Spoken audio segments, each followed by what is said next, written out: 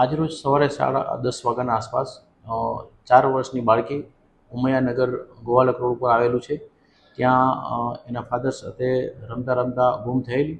ત્યારબાદ એ લોકોના પરિવાર દ્વારા બાળકીને ઢૂંઢવાનો પ્રયત્ન કરેલો, પરંતુ બાળકી નહીં મળતા 1 વાગે પોલીસ સ્ટેશન આવી અને જાણ કરતા તત્વરી અમારા ડીસીપી સર શ્રી તથા અમારા એસીપી સર શ્રી સૂચનાના માર્ગદર્શન મુજબ તાત્કાલિક અમારી જે સુરત શહેરની એસઓપી મુજબ 1/2 કલાકની અંદર 30 મિનિટની અંદર આખું અમારું જે પોલ્યુશનના ડિસ્ટાફ ચોકી પીએસઆઈ પીઆઈ તમામ માણસો ત્યાં પહોંચી અને એની શોધખોળ ચાલુ કરી દે છે. અને જો 1/2 કલાકમાં ન મળે તો ત્યારબાદ ક્રાઇમની એસઓજીની અને સુરત શહેર આખી પોલીસની મદદ લેવામાં આવે છે.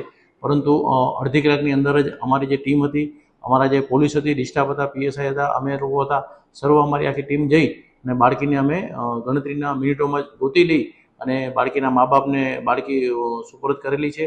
અને આ જ રીતના આ એસઓપી મુજબના અમે આશરે લાસ્ટ યર 130 બાળકો આ જ રીતે અમે પાંડેસરા પોલીસે ગોતી અને એના વાલી વારસને સોંપેલા છે. છોકરીના મા બાપ શું કામ કરે છે, ક્યાં રહે છે? છોકરીના મા બાપ ઉમૈયાનગરમાં જ રહે છે, છૂટક મજૂરી કરે છે અને છોકરી 4 વર્ષની છે. બીજા વાલીઓને શું સંદેશો આપવાનો? વાલી વારસને એ સંદેશો છે કે તમે તમારા બાળકોનું ધ્યાન રાખો અને જો તમે કામે જાઓ છો, મજૂરી કામે જાઓ છો, બંને મા બાપ જો કામ કરતા હોય તો સુરત શહેરમાં અને પાંડેસરામાં અમારે ડે કેરનું એક સંસ્થા ચલાવવામાં આવે છે, જેમાં બાળકને સવારે 10 થી સાંજના 6 વાગે રાખવામાં આવે છે, ફ્રી ઓફ ચાર્જ રાખવામાં આવે છે.